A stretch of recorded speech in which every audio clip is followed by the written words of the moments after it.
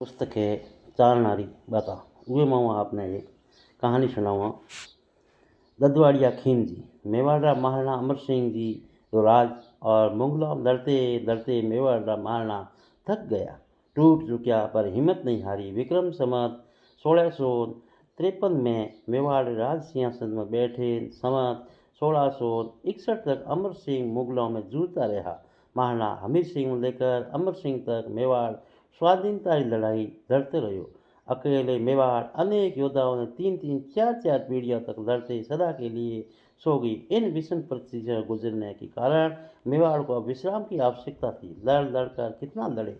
झाला हरिदास और हरकरण पवार की मंत्रणा से शहजादा खुर्रम के पास संधि का प्रस्ताव भेजने हेतु राजकुमार करण सिंह को राजी किया। करण सिंह को भी ये मंत्रणा ठीक लगी कि लंबे अरसे से चली आई दुश्मनी मित्रता में बदल जाएगी। इसके पश्चात मेवाड़ में शांति का समय आया। लोग शांति और सुख का अनुभव करने लगे। करण सिंह ने भी अपने राज्य में विकास व निर्माण का सुख अनुभव करने लगे और करण सिंह जी ने भी विकास का काम शुरू कर दिया। मेवाड़ के ठिकानों में सांगर देवताओं का ठिकाना बाठेड़ा, जहाँ का जागीरदार राव भोपत राम बहुत ही समझदार गुणग्राही।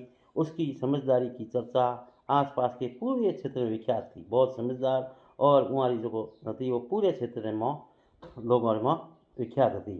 राव जी का यह सुनकर पास के लोग धारता नामक गांव के चारण ददवाड़िया उदय भाण के जवान पुत्र खीम जी ने रोजी रोटी की तलाश में राव जी भोपत राज जी के पास जाकर अपनी किस्मत आजमाने की सोची। उसने अपने दिल की बात बूढ़ी माँ को बताई। माँ ने स्वीकृति दे दी। दूसरे ही दिन सवेरे अपने घोड़े पर काठी बांध माँ का आशीर्वाद लेकर घोड़े पर टपर टपर करता बाहेड़ा मार्ग कर ले लिया। चलते चलते माँ ने सूरमा करके एक पोटली में बांध कर साथ में दिया था। माँ अगर वो जो चूरमो बनाए हाथे दियो तो सूर्य देव बिल्कुल सिर पर आ चुके थे। खीमजी मन में अनेक विचारों में डूबे चले जा रहे थे। गर्मी भी अब सताने लगी थी, प्यास भी लगी थी और भूख भी लगी। रास्ते में कुएं का गहरा आम का वृक्ष देखकर खीमजी ने वहीं थोड़ी देर विश्राम करने करके घोड़ा मोड़ा और कुएं पर जाकर के घोड़े से काठी खोली। काठी मतलब काठी अर्थ बताया कहने गया करे। घोड़े को पानी पिलाकर पैरों में पाखड़ा लगाकर छोड़ दिया। और पाखड़ों कहने के ये भी अर्थ आप कमेंट बॉक्स में बताओ।